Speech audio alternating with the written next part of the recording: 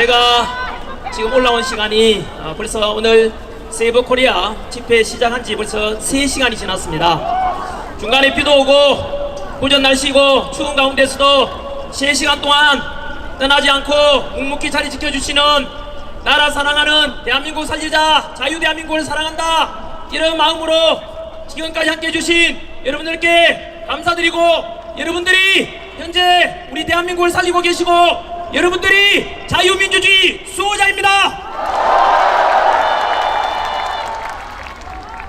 I am 크리스찬 전한길입니다. 저는 오늘 제가 믿는 하나님의 말씀이 담긴 성경책에 손을 얹고 기도하는 마음으로 말씀을 시작하도록 하겠습니다. 저는 하나님을 사랑합니다. 그리고 자유민주주의 대한민국을 사랑합니다. 이렇게 기독교든 가톨릭이든 불교든 다같이 종교의 자유가 있고 표현의 자유가 있는 이런 자유민주주의 대한민국이 너무 좋지 않습니까, 여러분?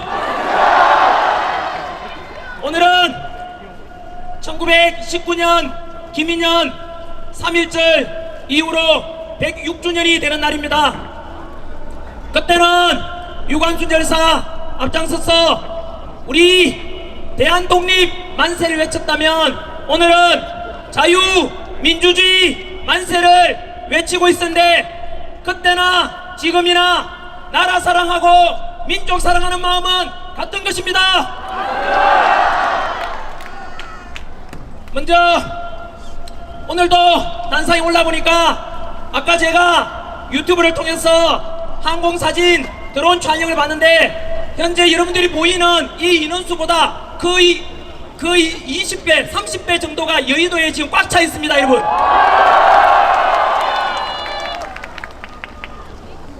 그래서 지금 이 자리에만 해도 수십만 명이 와 계시고 동영상으로 보고 계시는 수백만 명 모두 다 같이 대한민국을 살려내자 그리고 애국하는 마음으로 모두가 이 자리에 있다고 생각합니다.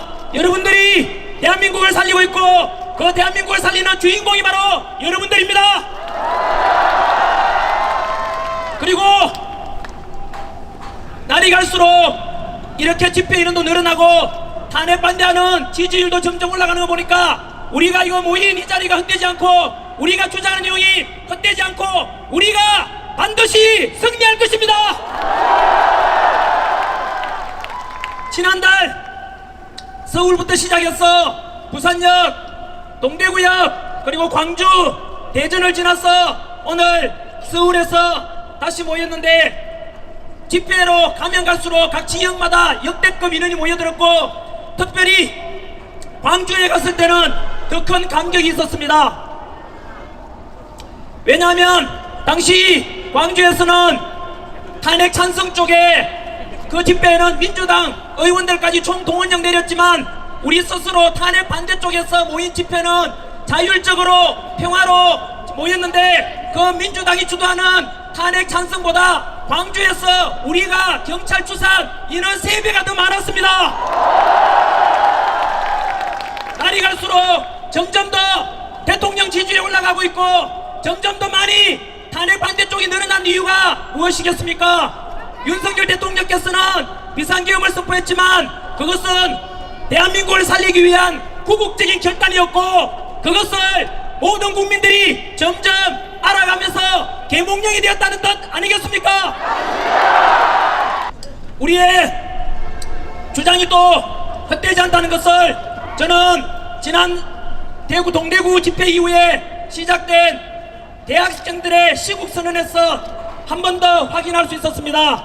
지금 겨울방학 중임에도 불구하고 벌써 조금 전에도 봤다시피 무려 40여 개 대학에서 탄핵 반대 윤석열 대통령 지키자 이렇게 해서 시국선언 학교가 벌써 40개 학교가 넘었습니다. 뿐만 아니라 바로 어제 전국 교수 모임 6,300명의 대학 교수님들께서도 우리 국민들과 학생들을 함께하겠다고 화답하였습니다. 오늘 앞에 3시간이나 기다리셨고, 요 끝나고 나면 옆에 있는 국회의사당을 다 같이 행진하는 그런 시간이 있다고 합니다. 그래서 제가 원고는 많이 준비해왔지만 안 보고 짧게 말씀을 드리도록 하겠습니다. 여러분, 우리가 오늘 모인 것은 단순한 윤석열 대통령 석방과 직무복귀를 바라는 것 이상이 있지 않습니까? 그것은 바로 자유민주주의 체제를 지키고자 하는 그런 목소리 내기 위한 거 맞지 않습니까? 현재 전환기류도 마찬가지로 인기 많고 돈 잘 벌다가 민주당한테 2번이나 고발당해가지고 이건 아니다, 내 제자들 2030 세대들이 당하면 돈도 없고 힘없는 애들 어떡하나, 그들을 지켜야 되겠다, 이런 결심으로 목소리 내고 나오게 되었습니다. 그런데 사실 저는 그 이전부터 제 예전에 찍어놓은 영상 보시면 아시겠지만 현재 대한민국은 일반 국민들이 생각하는 것보다 훨씬 더 위험한 상황에 와 있습니다. 안으로는 이재명 민주당 대표가 말하기를 이미 자신이 집권하고 대통령 되는데 9분 능선을 넘었다, 저 이미 90%까지 왔다고 합니다. 여러분, 이재명 대통령과 민주당이 현재 185석 입법부만 장악했음에도 불구하고 그들은 사법부를 장악했고 공수처를 장악했고 선관위를 장악했고 헌법재판소를 다 장악한 상태 아닙니까? 거기에다가 만약에 이재명과 민주당이 대통령 되고 행정부까지 장악하게 되면 여러분 어떤 일이 발생할지 두렵지 않습니까? 예측컨대 지금 수단과 방법을 가리지 않고 모든 법칙 무너뜨리고 공정과 상식도 무너뜨린 이재명 민주당이 하는 짓거리들을 보면 아마도 대통령 되고 민주당 세상이 되면 독일의 히틀러가 했던 나치주의가 우리나라에 부활할 수 있을 것입니다. 벌써부터 선관위를 비판하는 전환기를 고발하고 헌법재판소를 비판하는 전환기를 고발하고 민주당 비판하는 유튜브들 고발해서 표현의 자유를 막고 자기들한테 불리한 것은 무조건 법으로서 강제하고 협박하는 더불어 협박당, 더불어 독재당을 볼 때 반드시 대한민국은 이렇게 자유민주주의가 사라질 것이고 제2의 홍콩이 되고 중국처럼 시진핑 통치하에 지금 중국을 보십시오. 종교가 어디 있습니까? 교회에다 불 지르고 절이 어디 있습니까? 신장 위구르 지역, 티베트 지역에 전부 모든 불교 탄압하고 있지 않습니까?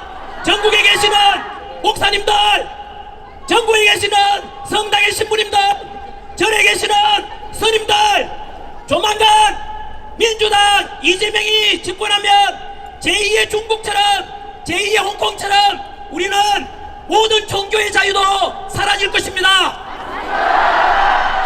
좌고 우면하지 마시고 지금은 우리가 싸우자는 것은 보수 진보의 싸움도 아니고 좌파 우파의 싸움도 아니고 자유민주주의 대한민국을 지키느냐 전체주의 공산주의로 전락하느냐 그 순간에 와 있는 것입니다. 전국의 목사님들, 신부님들, 스님들 더 이상 고민하지 마시고 부디 대한민국 살리는데 함께 동참해 주시길 바랍니다.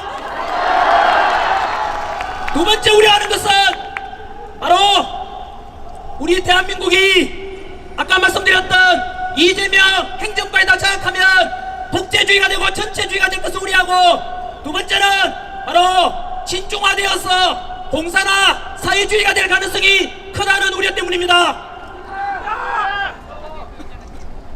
초안전이라고 들어보셨습니까? 윤석열 대통령께서는 하이브리드 전쟁이라고 표현하셨습니다. 지금 우크라이나와 러시아처럼 군사력적으로 상대방 국가를 점령하는 것이 아니고 군사적인 것 외에 정치, 경제, 사회, 교육, 사상적으로 상대방 국가를 점령하는 그것이 대표적인 사례가 바로 홍콩입니다.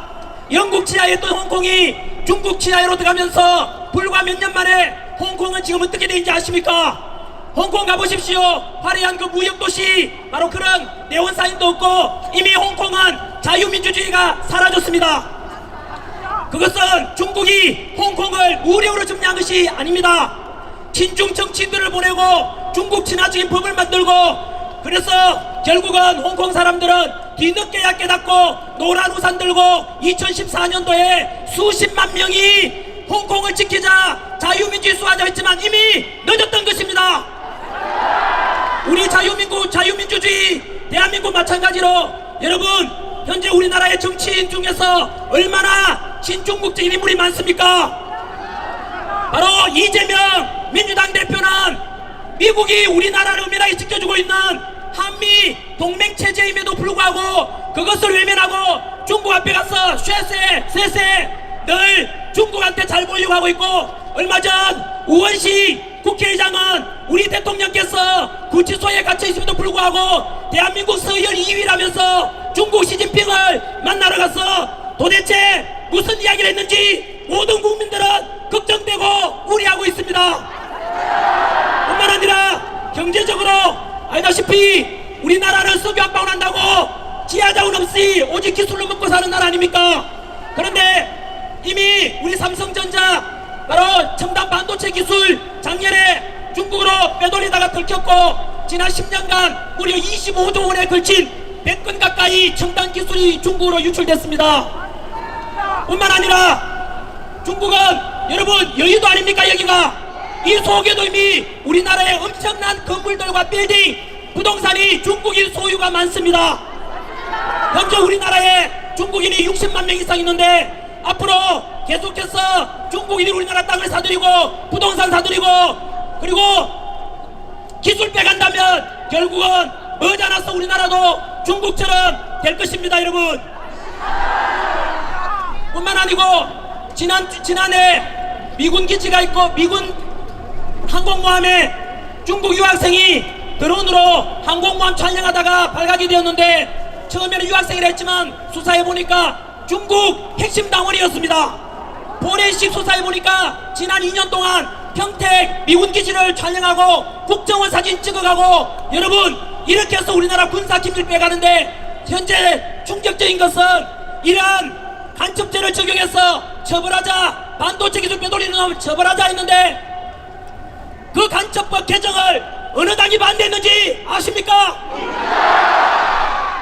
민주당은 답변하라!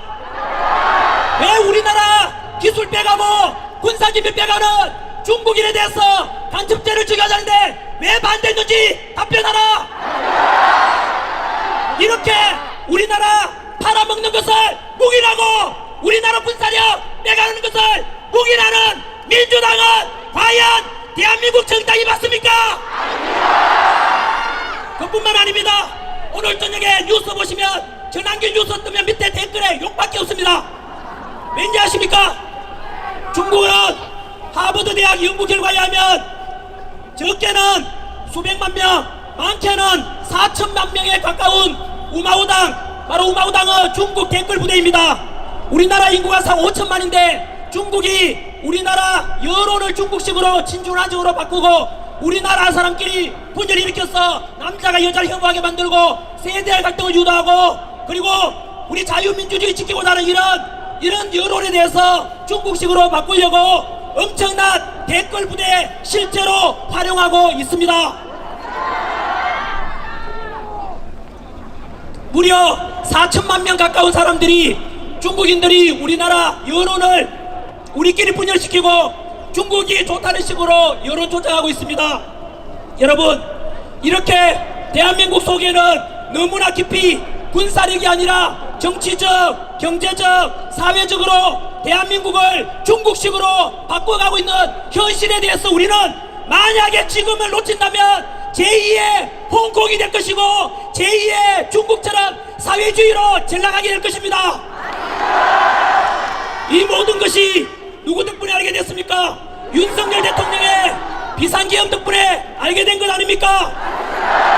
그래서 윤석열 대통령께서 우리보다 먼저 대통령으로서 많은 정보를 가지고 계셨을 거고, 그래서 알다시피 민주당의 바로 29번에 걸친 탄핵, 그리고 정부의 일방적인 예산 삭감, 그리고 이런 부정선거에 대한 의혹, 이런 것 때문에 구국 결단으로 비상계엄을 선포했던 것입니다. 여러분, 충격적인 것은 29번의 탄핵 속에 감사원장 탄핵이 있지 않습니까? 감사원장 탄핵을 왜 했는지 아십니까?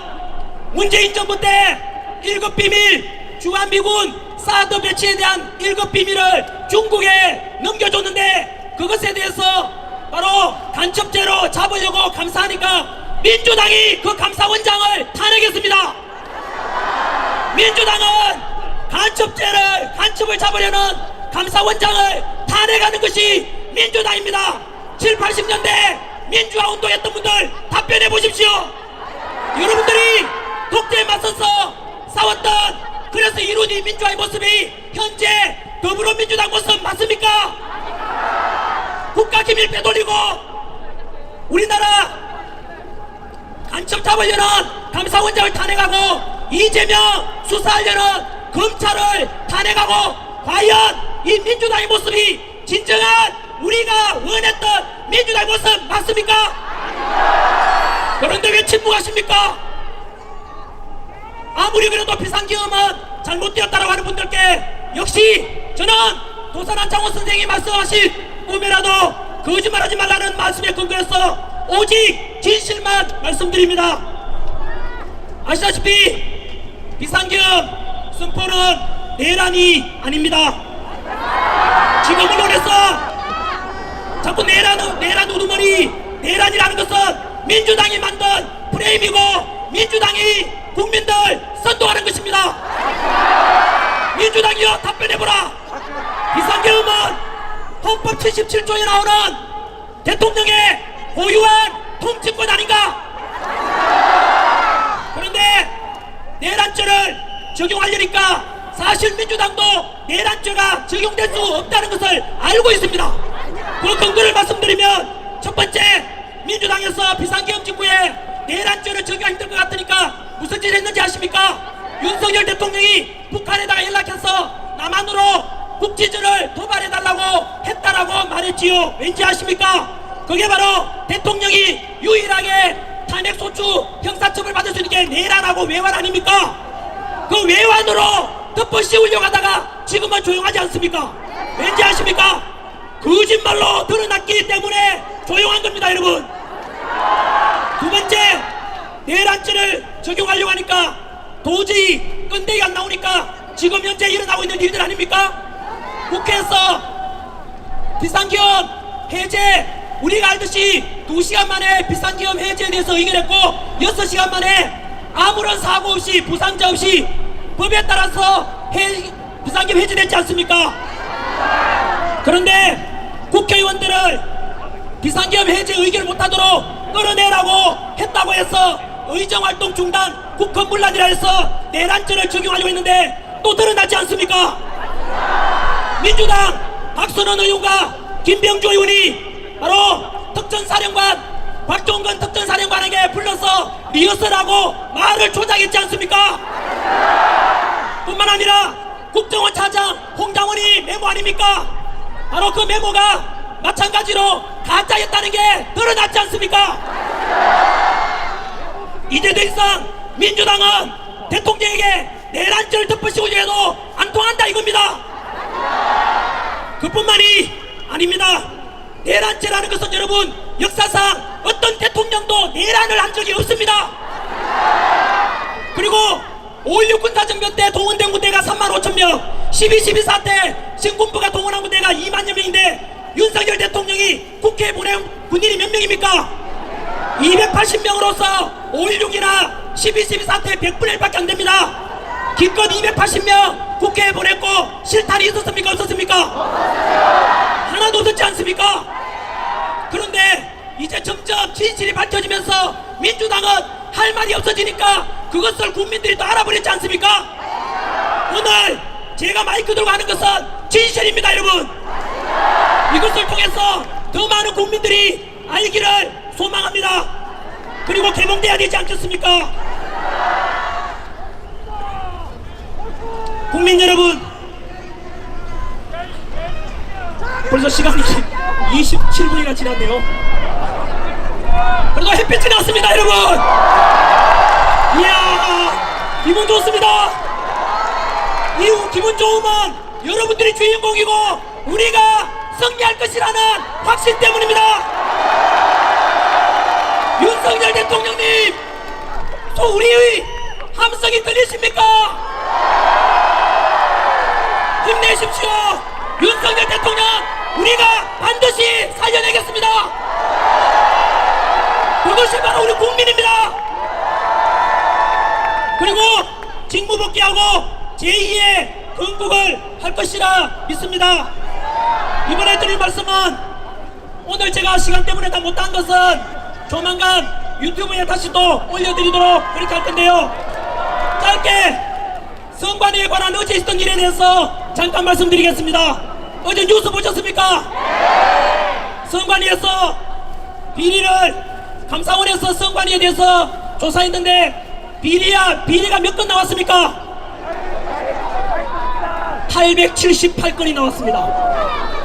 그 중에서 가장 열받았던 것은 바로 고위 간부의 자녀들에 대한 특혜 채용이었습니다. 저는 국어공무원 학생들을 가르치는데 그 국어공무원 합격하려고 선관위에 들어가려고 다들 목숨 걸고 공부합니다. 그런데 그렇게 많은 부모 찬스, 친척 찬스로 합격한다면 거기에서 소외되고 힘없고 빼없는 우리 서민들은 결국은 희망을 잃게 될 것입니다. 그래놓고 선관위에서 뭘 하는지 아십니까? 선관위는 우리 가족 회사이고, 그래서 친인척 등용은 당연하다고 말했습니다. 여러분, 선관위 또한 국민들의 세금으로 운영되고 그들 또한 공무원 아닙니까? 그들은 그 자녀들 때문에 떨어졌던, 바로 피눈물 흘렸던, 영문도 모른 채 떨어졌던 그들에게 사과를 했어야 합니다. 선관위를 전환길이 비판했는데 민주당이 고발했습니다.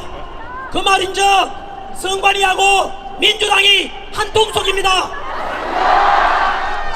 선관위, 제가 개선하고 비판하고 개선하고자 했는 것은 선관위가 지금까지 얼마나 비리 덩어리였고 부정선거 의혹이 얼마나 많았는지에 대해서 지적한 것입니다.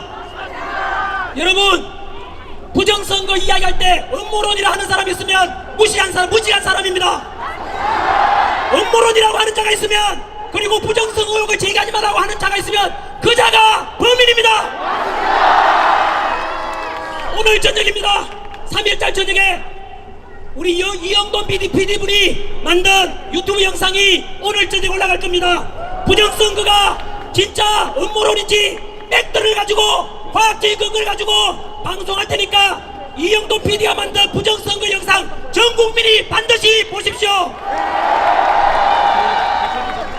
국민 여러분, 지금까지 있었던 중앙선관위에 대한 여러 부정선거 의혹이 있다면은 이것은 여당이든 야당이든 다음에 치를 지방선거나 국회의원 선거나 대통령 선거를 앞두고 누구나 다 털고 가자, 투명성 있게 하자라고 이야기하는 게 뭐가 잘못됐습니까?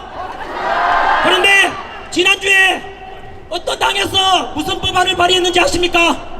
앞으로 부정선거에 대해서 의혹만 제기해도 10년 이하의 징역에 처하는 법안을 만들었다고 합니다. 그 당이 어느 당인지 아십니까? 바로 더불어 부정당, 더불어 독재당, 더불어 사기당입니다.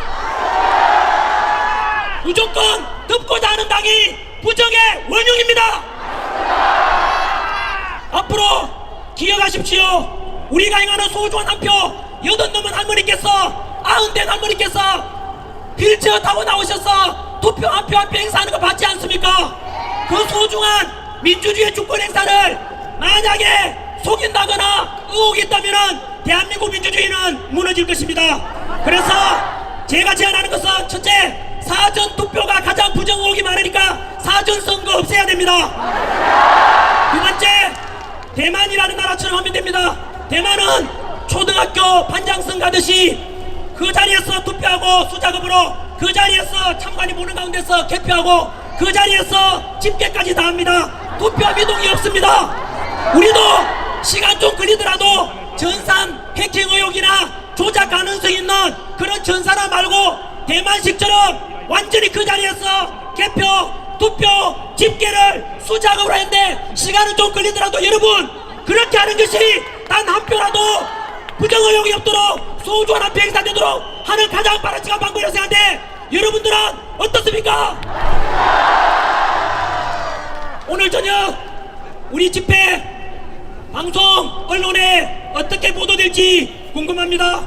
여기 계시는 언론인 여러분, 앞으로 여러분 오늘 우리 모임 이 집회도 그렇고 전환기를 요즘 극우라고 합니다. 극우라고 하는 것은 폭력을 동반한 그런 극단적인 정치 성향을 말하는데 우리가 동대구, 부산, 광주, 대전 오늘 집회까지 폭력이 있습니까? 없습니까? 오직 태극기와 자랑스러운 성조기를 들면서 한미동맹을 통해서 대한민국 평화를 지키자, 대한민국 자유민주주의를 지키자라고 요구하는데 여기에 폭력이 어디 있으며 여기에 반민주주의인 게 어디 있습니까? 그럼에도 불구하고 왜 극우라고 하는지 아십니까?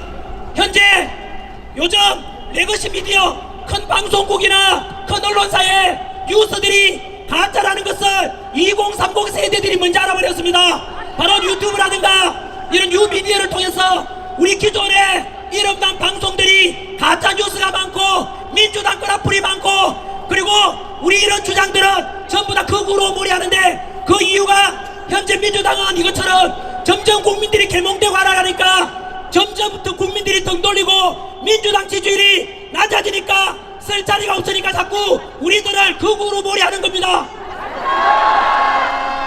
언론인들에게 경고합니다. 다음 집회에서는 제가 분명히 모니터해서 그 방송국 언론사 공개하겠습니다. 오늘 이 시간 이후로 전환기를 극우라고 보는 것은 전환기는 노사모 출신 아닙니까? 노사모 전부가 극우란 뜻이고 그리고 저는 광주에 가서 광주 민주화운동 정신을 계승하겠다고 했습니다. 그러면 우리 광주를 사랑하는 분들 그리고 광주에 가 시민들에게 이재명은 뭐라고 했는지 아시죠? 우리 광주 집회 이후에 광주 시민들을 악마라고 말했습니다. 이재명이 어떻게 공인이 악마라는 말을 할 수 있습니까? 그리고 민주당 박구영 민주당 교육원장은 2030 세대들은 의식이 지체되고 그래서 2030 세대들은 말라 비틀어지게 해야 된다고 말했습니다.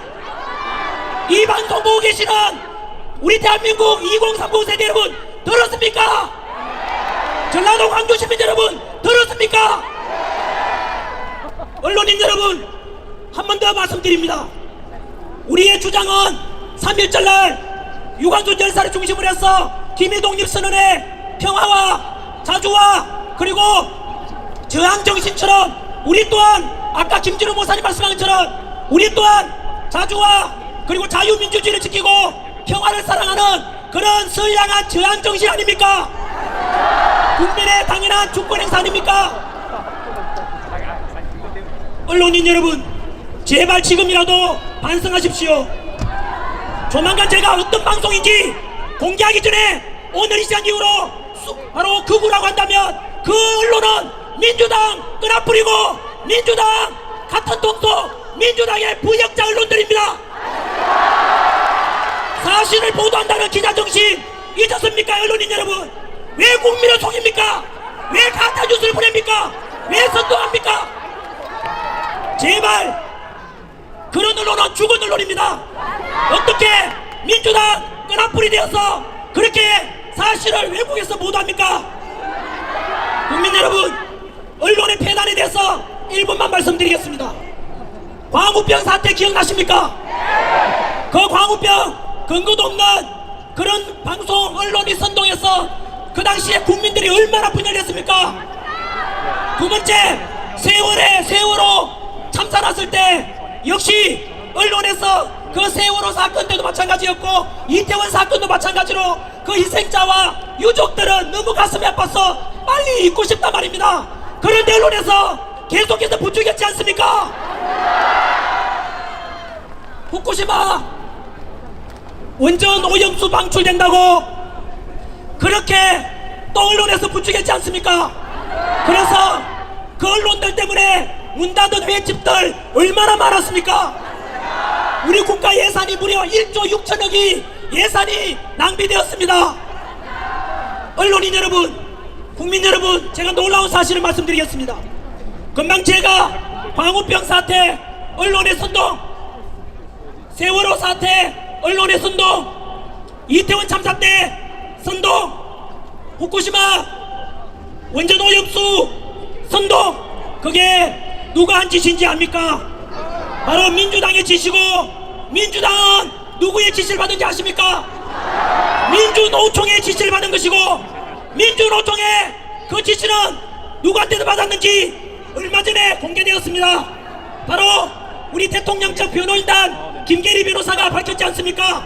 알고 보니까 광우병 파동, 그리고 세월호 파동 사태, 이태원 사태, 원전 오염수 공포감을 조성해라. 그래서 뭐라고 했는지 아십니까? 세월호 사태처럼 이태원 참사를 촛불 집회와 연기하여 국민들을 혼란에 빠뜨리라. 이거 누구 지적인지 아십니까? 바로 지난해 간첩 혐의로 잡힌 민주노총 간부의 간첩죄 혐의에서 드러난 것이고, 알고 보니까 북한 공산당의 지령물이었습니다. 이것은 무엇을 말하는지 아십니까? 여기에 계신 언론인들 반성해야죠. 당신들이 선동하고 당신들이 국민을 분열시켰던 원흉입니다. 그것은 누구 짓을 받은 거라고요? 북한 지령을 받은 것이라고요. 반박해보라고. 북한 지령물이 나와있잖아. 국민 여러분, 부디 내것이 미디어 다음에 제가 어느 방송인지 오늘 이 시간 이후로 제가 몰입돼서 반드시 공개하겠습니다. 그래서 그 언론사들도 국민들로부터 버림받고 결국은 말라 비틀어지게 될 것입니다. 끝으로 지금 제일 중요한 시점은, 중요한 주제는 역시 헌법재판소입니다. 짧게 헌법재판소에 대해서 그들에게 국민의 이름으로 명령을 하도록 하겠습니다.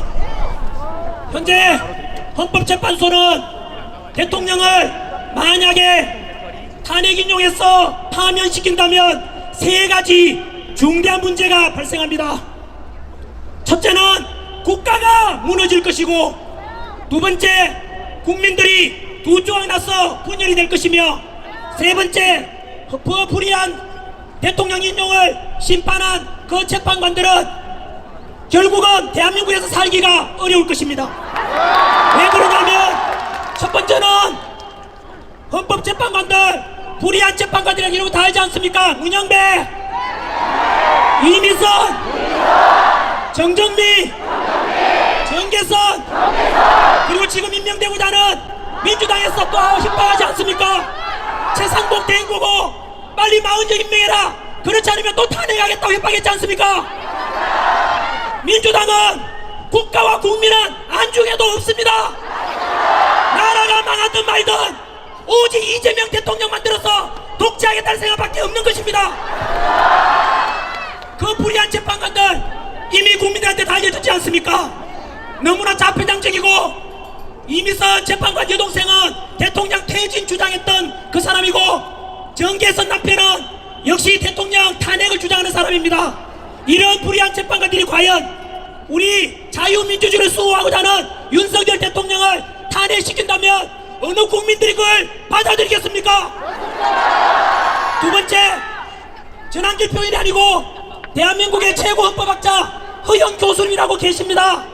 우리나라 판사, 검사, 변호사들은 사실 공부할 때 헌법책은 허영 교수님 책을 거의 다 봅니다. 그 교수님께서 말씀하시기를 현재 헌법재판소에서 재판 심리 중에 있었던 그 과정에서 무려 10가지 불법적인 일이 있었다고 합니다. 우리 다 알다시피 그 대통령 탄핵 소추안의 80%가 내란죄로 하는 것으로 국회에서 탄핵을 인용해 탄핵을 결의했지 않습니까? 그런데 헌법재판소에서 그 내란죄를 뺐지 않습니까? 뿐만 아니고 허영 교수님 표현하면 10가지가 되는 불법적인 재판이 진행되고 있다 그랬고, 우리 이영림 춘천지법검에 그분은 말씀하시기를 일제강점기 때 일본 재판부관 일본 판사보다 더 못하다고 했습니다. 여러분 10가지가 넘는 이 범죄 불법적으로 진행된 재판에 의해서 심판이 이루어져서 인용된다면 과연 여러분들은 거기에 승복할 수 있겠습니까? 그래서 헌법재판관들에게 국민의 이름으로 명령합니다.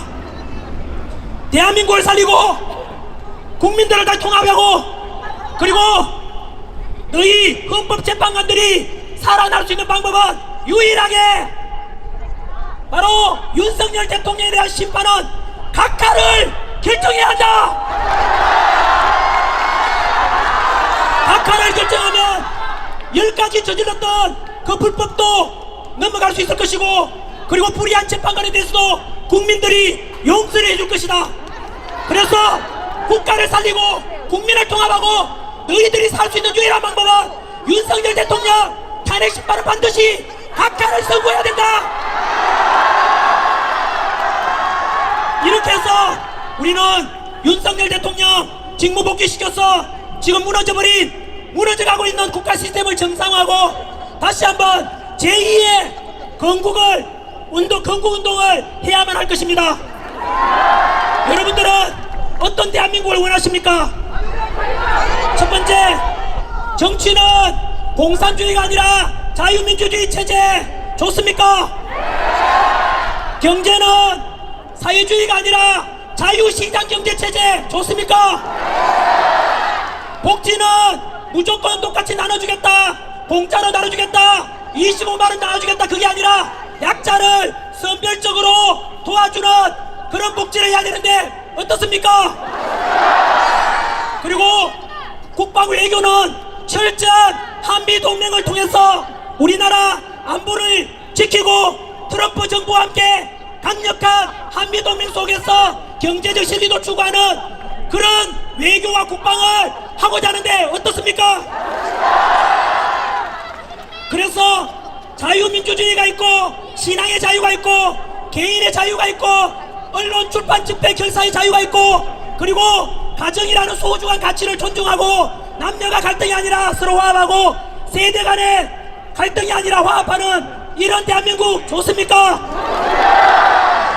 여러분 금방 제가 말씀드린 정치적으로 자유민주주의 체제, 경제적으로 기업가와 근로자가 갈등이 아니라 서로 상호 도와주고 보완하는 자유시장 경제체제, 사회적으로 약자를 배려하는 복지사회, 국방과 외교는 철저한 한미동맹을 통해서 우리나라 강대국 만들자, 더 나아가서 남북평화 통일 이루자. 이것은 여러분들이 옳다고 있는 이 정책이 바로 윤석열 대통령의 정책입니다. 이것이 바로 대한민국을 살리는 윤석열 대통령의 정책입니다. 그래서 윤석열 대통령 복귀시키고 그 사이에 드러난 많은 문제들을 계몽을 통해서 알게 된 것들을 개혁하고 그래서 새로운 더 강력한 대한민국, 통합되는 국민, 그래서 자유와 평화가 온 세상을 흘러넘치게 만드는 이런 대한민국 만들어봐야 되지 않겠습니까? 우리 2030 세대 여러분, 전국의 시국선언한 대학생들 그리고 교수님들 너무나 감사드립니다. 국민 여러분, 이렇게 해서 망가져가는 대한민국을 물려줄 것이 아니라 더 자유롭고 자유민주주의가 살아나는 강력한 대한민국, 통합되는 국민들을 우리 미래 세대들에게 물려줘야 되지 않겠습니까? 오늘 이 자리에 연세 드신 분들 나온 이유가 뭐겠습니까? 당신께서는 살 날이 얼마 없지만 바로 우리 자식 세대, 손자 손녀 세대는 자유민주주의를 물려주자는 소망 아니겠습니까?